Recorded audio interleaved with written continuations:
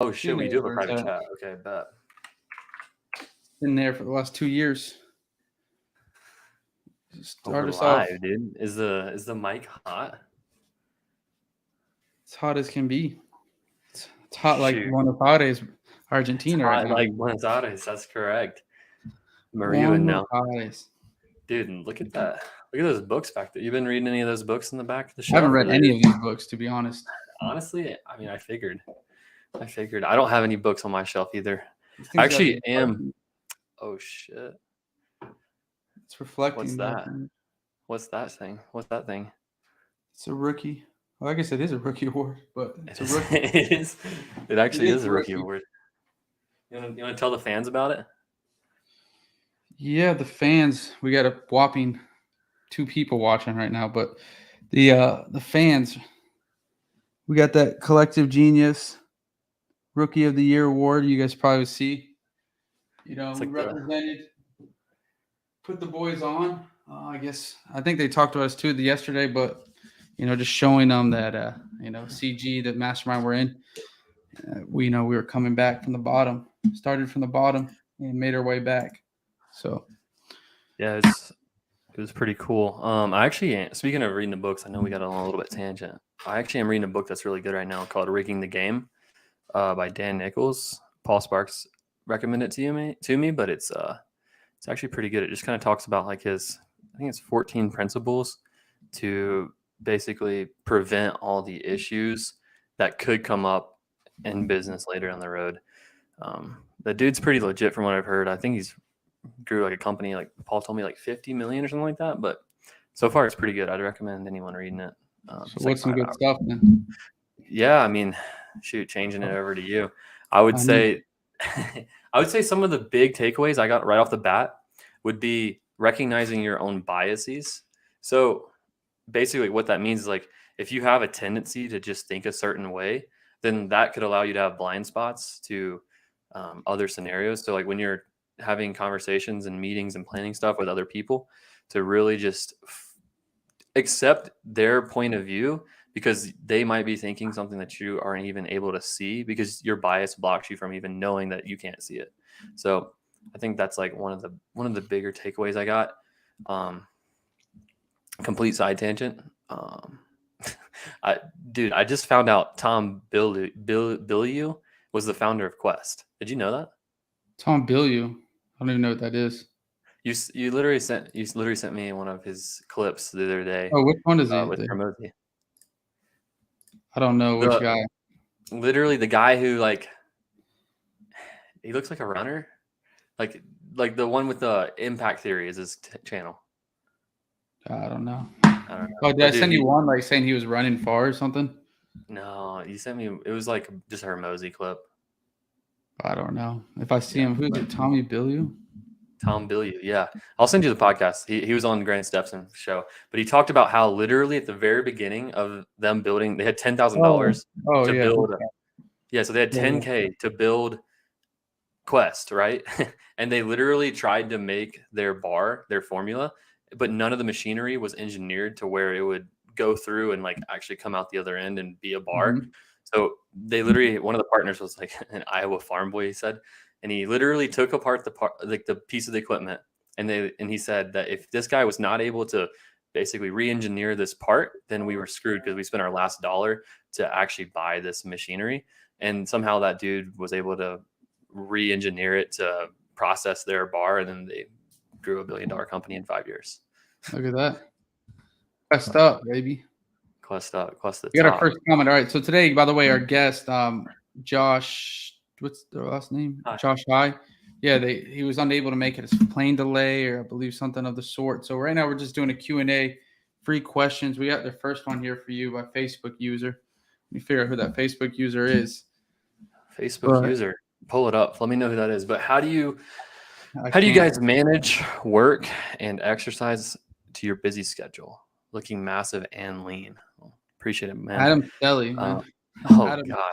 Adam Stelly. That's the treadmill, man. This guy definitely he could use some advice like this. No, I'm just kidding. Adam Stelly's one of our best friends, so we gotta give him a little roast. But I don't want to be my friend. Yeah. All right. How do you actually how do I manage exercise and work?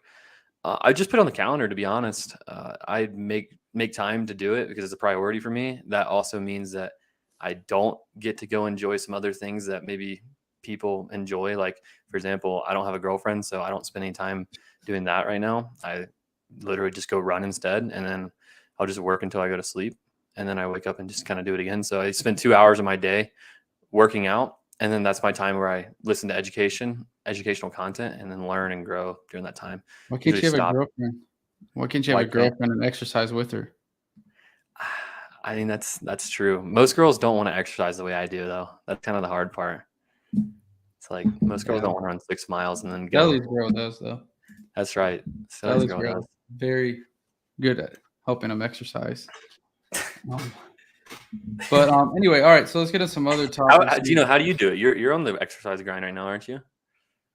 I'm trying to get better at it. I might do 75 hard, man. Yeah, you're gonna go 70. You gonna get 75 harder? No, I'm scratching my foot over here. No, I might do 75 hard. No, I think I might do 60 hard because I got the Europe trip right at 60 days from now. So it's like I might go 60 days. But here's my thing. Hard. I'm thinking about it because it's really not a diet plan. It's just like a mental thing. But I don't like stick to a diet. I think it's pretty dumb. I'd rather just like stick to like only eating 2,500 calories a day or something like that. Consuming that much. Yeah. But other than that, I think I'm in for it. Exercise twice a day, no big deal. Working outside, walking outside, whatever it is.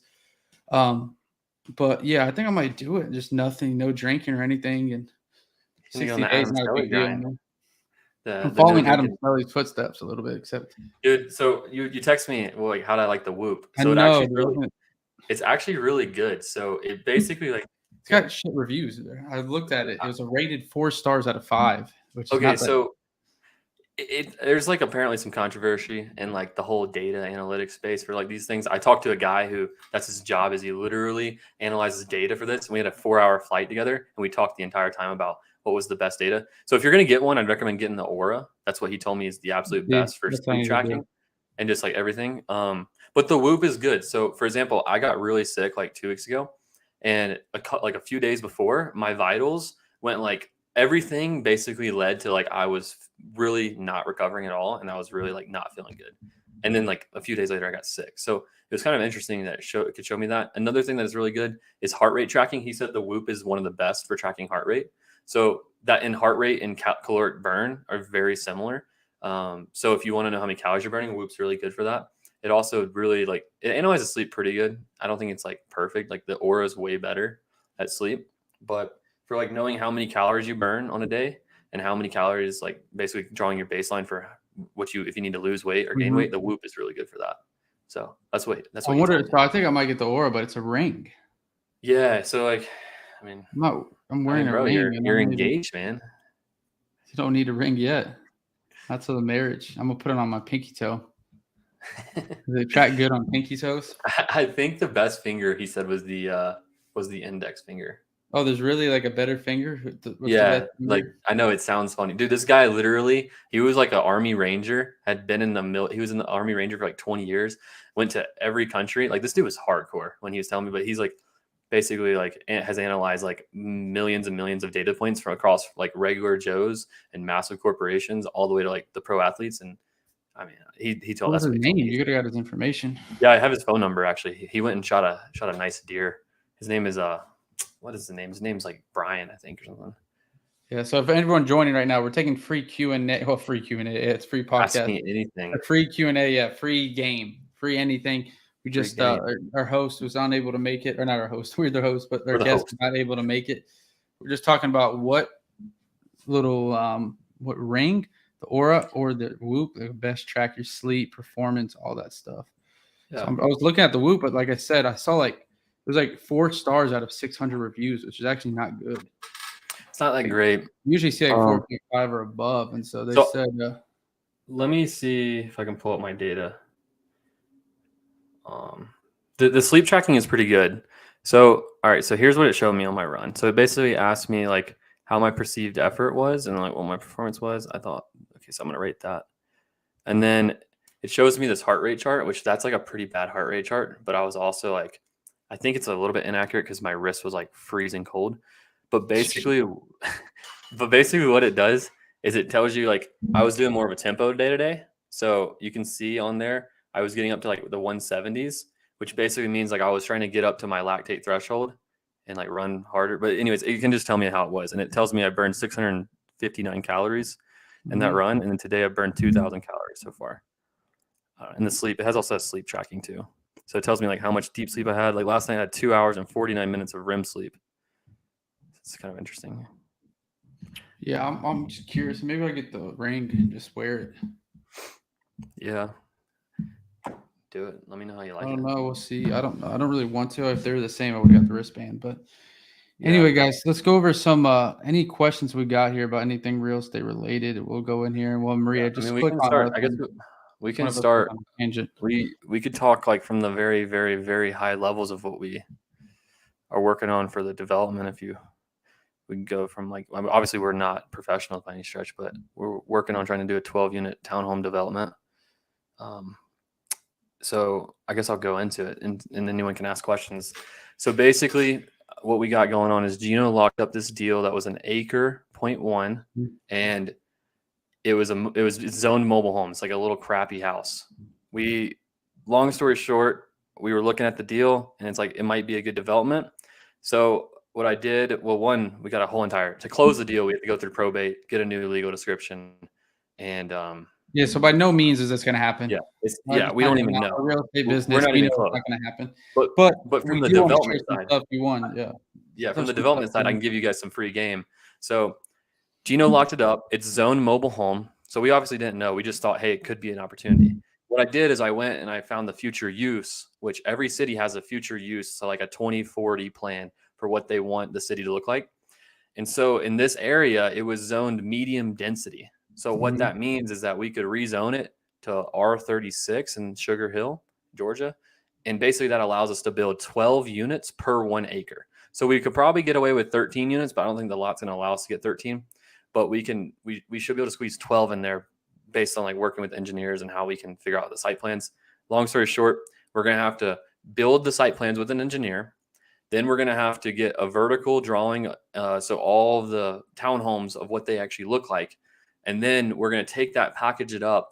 The engineering company that we're working with is going to present it to the city at one of the city meetings. And then they're going to basically tell why we should have it rezoned and why these plans are going to help the community. And then we get it rezoned and we get it approved for this project. And once we do that, then we have what's called an entitled piece of land that we can sell to a developer and make, hopefully, if everything goes right, you make a lot more money, somewhere in the 6 figures range per deal. So it turns like a no deal into a potential 6-figure deal just by doing this process. Just by knowing the future use of it. Yeah, by knowing that. So you have 2 things. That's what I've learned so far. You have two pieces of information that really matter: is the current zoning, and if the current zoning is zoned for density, then you should be able to get the plans approved. From what I've been told. What does that mean, zone for density? Yeah. So basically, what is density? What is zoned for density? So, for example, you can go to like zoning for, just type in like the city of blank zoning, and then you'll have like a muni code is what it's called in Georgia. And it tells you exactly what the zoning, what it means. So like, for example, R1, it's like a very low density, means you have to have a 1 acre lot. And like, basically you can only build a house that's 1,800 square foot. It's like, long story short, it's get really dry. But what it means is the zoning for density means that each by acre, you can build like more than 10 to maybe more than 20 units per 1 acre. So that means you can take 1 acre of land, instead of having one house, you can have 10, maybe 20, something like that. Depends on what the zoning is. So this scenario, there's 12 units per 1 acre. So that allows us to be able to build more and make the deal make sense. Also, the other side of it is that's if the zoning is good. If the zoning is not good, but the future use is good, then you can potentially get the bad zoning. So this one that we're doing we're trying to work on, is a mobile home zone, but the future use is R36, which is 12 units per acre. So we can, like more than likely the city wants it to be there. So if someone comes through like us and changes it to a more dense zoning, then they would probably want something like that done. So that's kind of like the gist. I don't know if it's pretty dang dry, but yeah, that's a lot of things there. So it's a lot of information.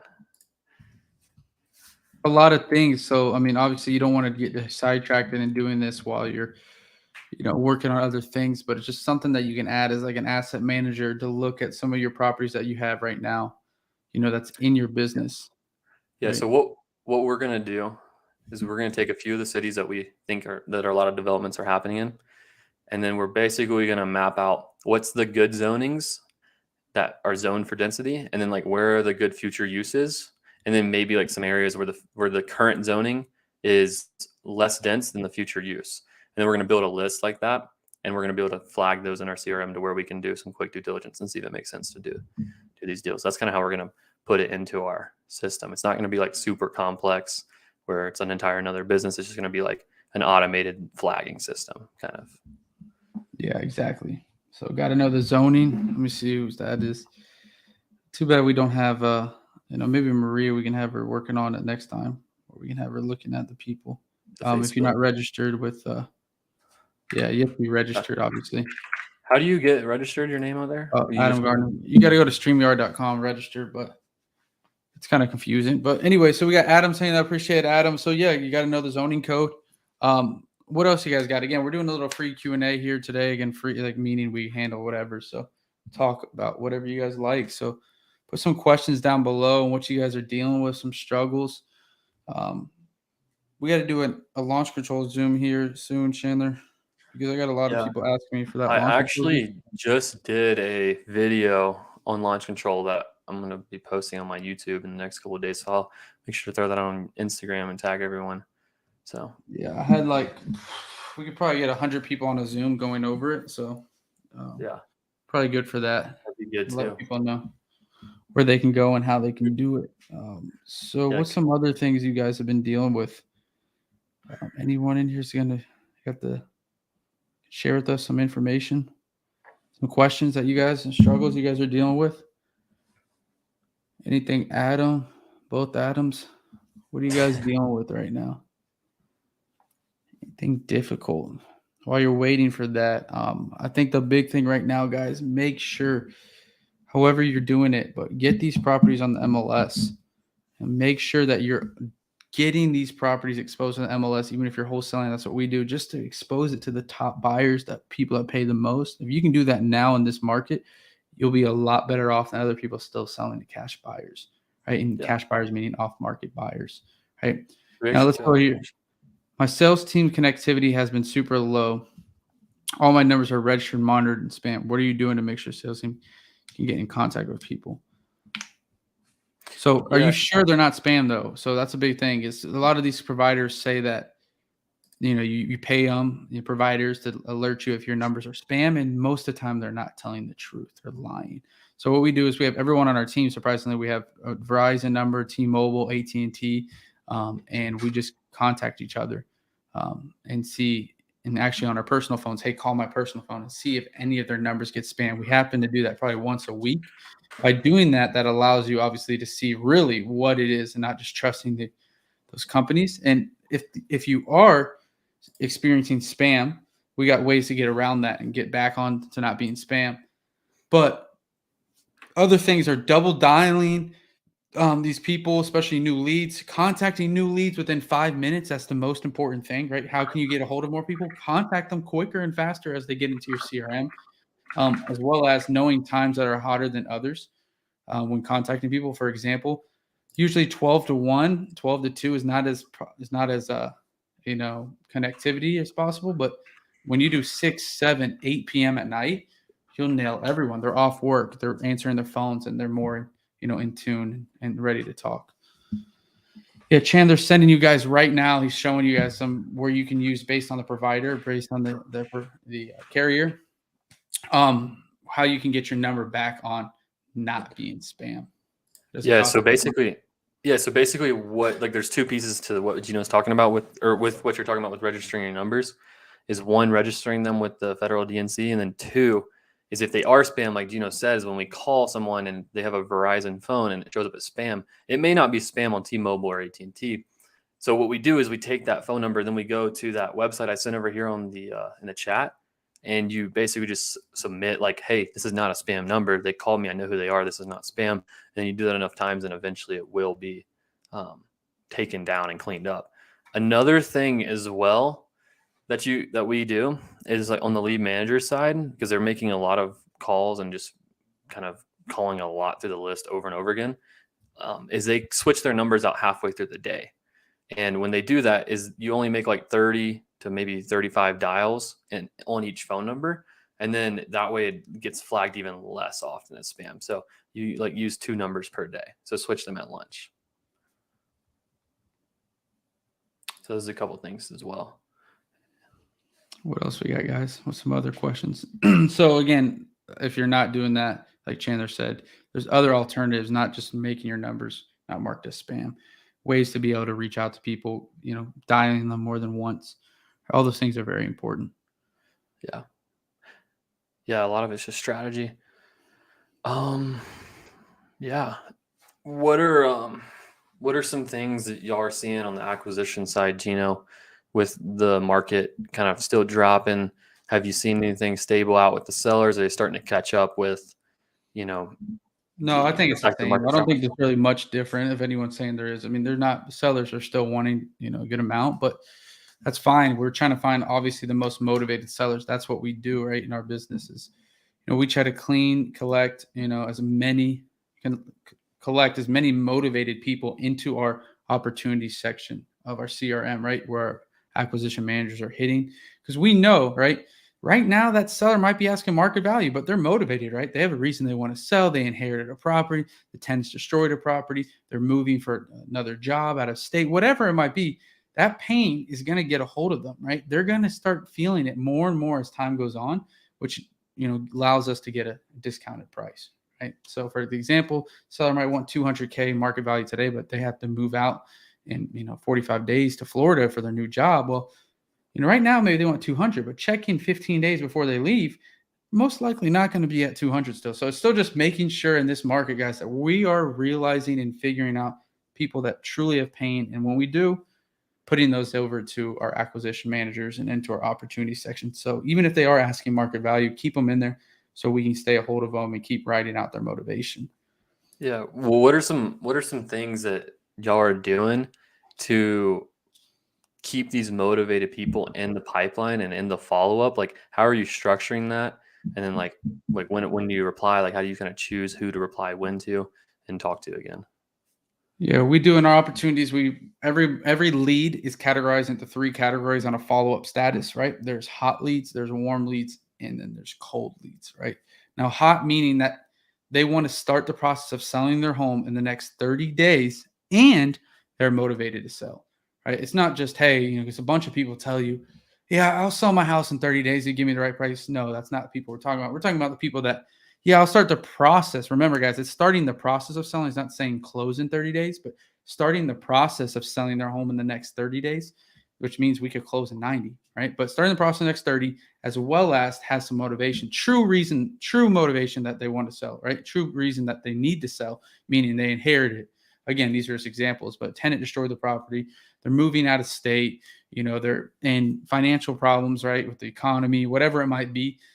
Those people deserve to be hot, and they get contacted at minimum every 10 days. Sometimes it's every day. Sometimes it's twice a day. Sometimes, again, at worst case scenario, we want to talk to these people at least every 10 days. Now, warm leads, same concept, but they don't want to start the process for 31 to 60 days. Now, I'll be honest with you guys, rarely do we ever have warm leads because, again, the only difference between hot and warm is people that do not want to start the process of selling their home for another 31 to 60 days. Now, the reality of it is you should be able to, your acquisition manager should be able to identify and figure out how you can push that seller forward into starting the process, right? They say, I want to start the process in 31 days or 35 days, let's say. That technically would be a warm follow-up and they're motivated.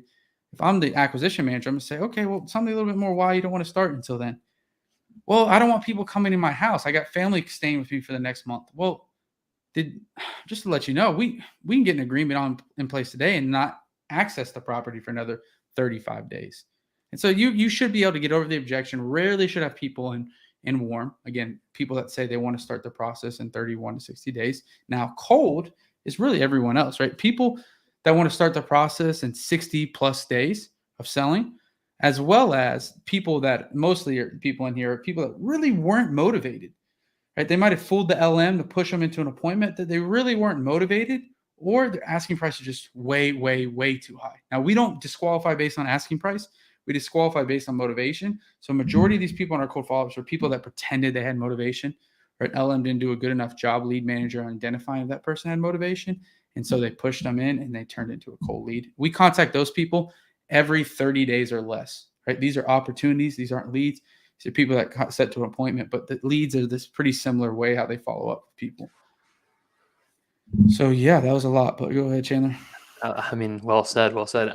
If you were watching that and listen, and you didn't have a notepad, I think you're going to need to definitely go back and rewatch that. So a lot of gems right there. Once we put a good follow-up system in place, we definitely saw our closing rate go way up, because when the sellers were wanting way more, like initially when the market turned, and like Gino says, we're capturing as many motivated people as we can, and then following up with them over time, is we're getting a lot of deals that are coming in that we've been following up with 3-4 months in a row now. So not a lot, like a lot of the deals we're signing right now are coming from October, November, and that time frame of when the lead was created. As before, when the market was really hot, like we would be getting a lot of deals from the month we did the marketing. So what that shows is that if you don't do follow-up, you're missing a lot of deals. So you need to definitely go back and watch exactly what Gino just said and implement that into your acquisition side of your business. Now, you all need to do the same thing. This pretty much the same style for your lead managers, because there's a ton of leads that you're going to be falling through the cracks as well on that. So good notes. Make sure you're doing it. Now, what else we got, guys, in here? Any questions on any of that stuff, what we're talking about, any things that you're dealing with, struggles right now in your business? I know we have some people join now, but anything you guys are struggling with in your businesses right now that we can help you guys with? I mean, again, we're here to answer any questions on how we, could help you guys, and maybe how you guys could help us as well. So got another about 3 to 5 minutes. So I'd love to hit on some people. I know we got, like I said, some more people in here. We just went over our follow-up process, exactly how we follow up with all of our leads and opportunities. What would you guys want to hear? What's some numbers? You guys want any KPIs to measure? What are you guys looking for out there? If not, we're going to have to call Maria to come up here and speak. She was to sing for us. Cantar. Last night I was doing some musical activities. I would love to see. Oh gosh, it was just horrendous. We were playing like the guitar, someone was singing, and I was like doing a little like. We were playing the guitar. No, well, not we. It was like my friends were playing the guitar, and one of my friends was singing, and then I had this little like Morocco thing, and we just had to shake it to the music. But all right, we got some. I think Maria said she wants to come. But Maria said she wants to come speak. Christian asked, "Are you adjusting your offers as the market shifts?" Yeah, 100%. So some of the big things we're doing on running comps is we're looking at the active comps. So if it's sold 6 months ago, it's not as relevant as if it's active or sold in the last 30 days. So pendings and actives are how we're comping now. And if, like, for example, if there's 5 actives or 3 actives, all the same comparable properties, then you're going to have to be less than that. Because if they're all at 300 and yours, you can assume if you're buying a wholesale deal, you're not going to be buying the cream of the crop property products. So you're not going to be competing with those people. So the only way you're going to be able to sell it is if you undercut those prices. So if it's at 300 and they're all there just sitting on the market, you're probably going to need to be at like 275. Yeah. So we just comp. So big thing to help you understand to everyone watching right now, the reason that we're able to, I feel like, price our homes very well in this market and still sell them for, very good price is knowing that sold comps 90 days ago are not even worth it now. You can't use those, right? The market's changed so much in 90 days, even 60. You can even make a point on 30 days. It's changing every day rapidly, where we only on the acquisition manager side, well, I don't want to say only, but very targetedly focus very hard on active and under contract comps. Chandler said. Yeah, another thing too, like to add on to that, if the only thing you can find is a 90-day comp, or maybe even like a 60-day comp, is look at how much that city or that like zip code or area has like dropped in price since then, and then you can say like, if it's 5% since the comp was sold, then you can say like, okay, well, 95% of 300 is my new market value because that was a 90 days ago comp. So that's like another way you can use old comps, but actives and pendings are definitely the much better way to go right now if you can get your hands on them. So I don't even want to pronounce that. Grosjean. Let's just say Grosjean. Grosjean. I know it's not fucking Spanish or Latin, but I say that last name though. Honestly, can you spell that phonetically in the chat? Like that's pretty crazy. That's an awesome name. Zimzak. All right, but having sound quality. Sorry for butchering that up. I already know we did. Any specific headset you're using, your team uses. We just use Logitech. These Logitech headphones. I'm gonna pull it up. The basic. What are they called? Yeah, send a link. They're not fancy. They're not crazy. Like $50. They're like $20, and I've used mine for 3 years. It's been pretty good. It's called the Logitech H390. Put the link in there. Yeah, I'm gonna link y'all to Amazon right here. It's an H390. It's just the basic one. It sounds good. Put up my Zoom. Try this in the chat for y'all. Grosjean. I don't know how to pronounce the CI. Grosjean. I feel like that's right. Grosjean. I think that's right. Anyways, drop the link in there for that. Next one. So we're gonna. Another thing too about sound quality is if their Wi-Fi speed is slow, they're gonna be like choppy through the call. So that's another thing to look at. When we were looking at it, we wanted to have no slower than 7 megabytes up down for cold calling. 10 was ideal, but no slower than 7. All right. Next, we had a question right there. How do you make sellers feel 100% confident? Go back up, Chandler. Oh, yep. How do you make sellers feel 100% confident while you tell them you're listing on MLS? Because we are 100% confident if the seller told us what exactly their property looked like and condition-wise. Because now, how do you make sellers feel that way? Well, because one, they're not comfortable. We ask them this very, very, very, very important question, right? You said, how do you make the seller still feel 100% comfortable with you listing on MLS? Well, why would they not feel comfortable working with us? And you might say, well, they just don't believe you guys could perform. They don't know this. I would ask a seller this question. Whenever I feel that a seller is getting uncomfortable working with us, I ask this simple question of, what would you need to see to make you feel more comfortable working with us? Asking them, what do they need to see to make them feel more comfortable working with us? Pause, and whatever they say after that, there's your answer, right? Because you might think, oh yeah, they're going to say they want proof of funds. They're going to say they want to see reviews on our company. So what do? You say, well, it sounds like you're not really comfortable working with us. What if I gave you some reviews of our company? And guess what that seller says? Why the heck would I want those? Because they didn't tell you they wanted that. You're thinking they want to see reviews. They really might want to see your attorney and talk to your closing attorney or your title company to prove if you're real. And so by you providing your Google reviews, it doesn't even matter because they're not comfortable working with you. So I guess, again, that would be a big thing how to get over the objection of sellers that aren't comfortable working with you. But how do you make sure that they're confident is we just make sure that we're explaining our process, understanding that, hey, if you want the price of 142, that's, $50K lower than what you're asking, we can do that.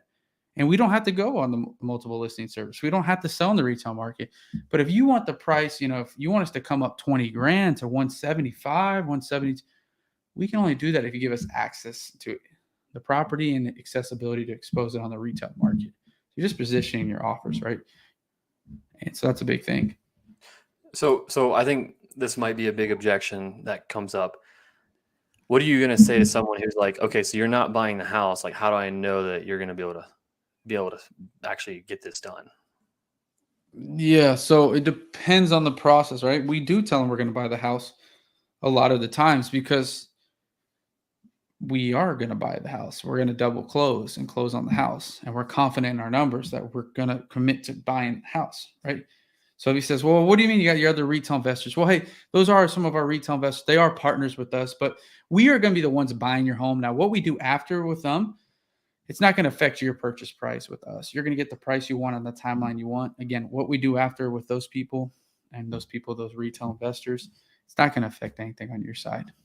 Is there something? I probably didn't explain something right. And then they're, oh, no, I just didn't know how you got paid or what happened or how you got your money or why they need to be involved. Right. I almost got a toe cramp right there. Almost did it. All right. I think that's good. Let us know if that did not get you a good enough explanation. All right. Our hedge fund still buying. We actually signed one with a hedge fund, but very little hedge funds are buying. They're buying like very low, very restrictive. I don't know for a fact, like from personal experience, I did hear from one of our friends that Open Doors still actually raised their offers and paying more now. So maybe check that out. But they do have a 60-day seasoning period, so that will make it tough. But yeah. Anyways, so I don't know what Open Doors doing, but I think some said Amherst is coming back and all. They're going to be back. They're just not at the levels they were. I think give it some time. Yeah, they're still buying like a lot lower, like definitely a lot lower prices than they were. Yeah. So yeah, like I just did a market analysis of like all the deals we're selling. So about 50% we're selling to end buyers, people who are going to live at the property, and the rest of the properties are to like investors or primarily landlords, but mostly to investors. Another thing I found is the 200. If it's less than $200,000, that price point's selling really well in Atlanta. Medium home price is 350. So just to give you a frame of reference.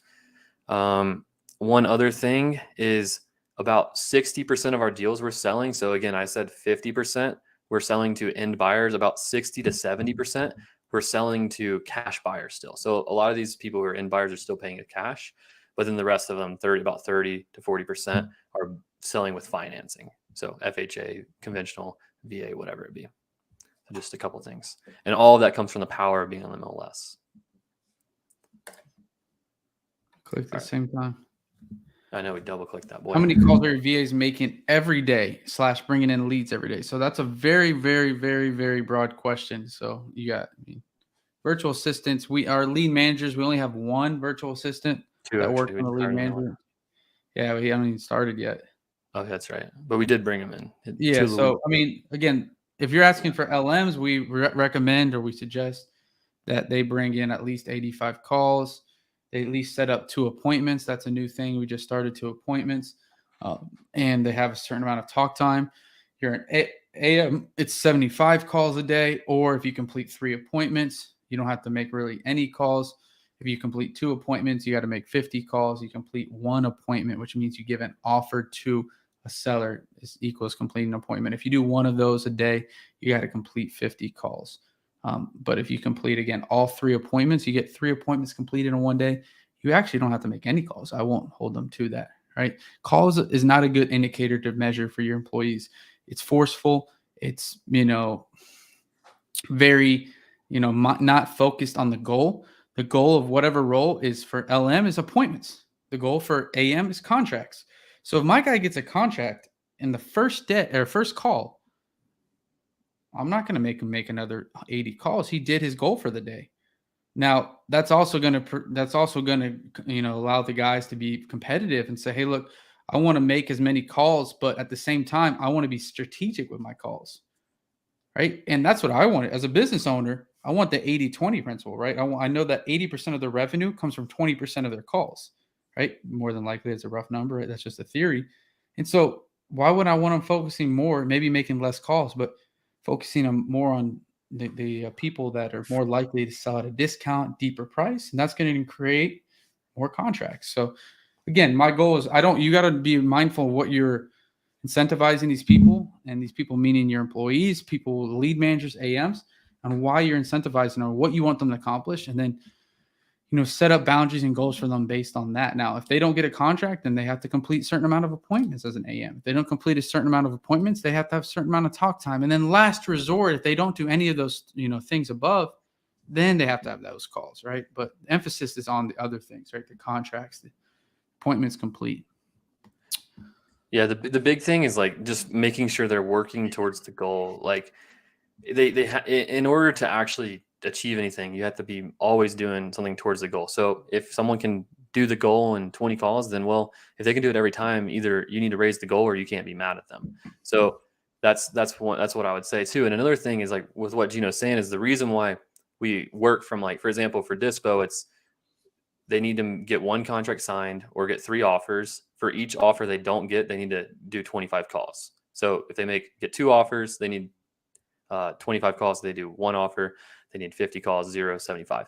And the reason we work it that way is because they need to be those calls are activities to build up momentum, to build their pipeline. So they have to understand how that works, because they can't just be making random dials, but they're making calls and dials so they can build their pipeline, so they can give more offers, and so they can get more deals signed. So if they work in that method in a way of a funnel, then it really makes their effort actually worth something. It's not like they're just calling for randomness.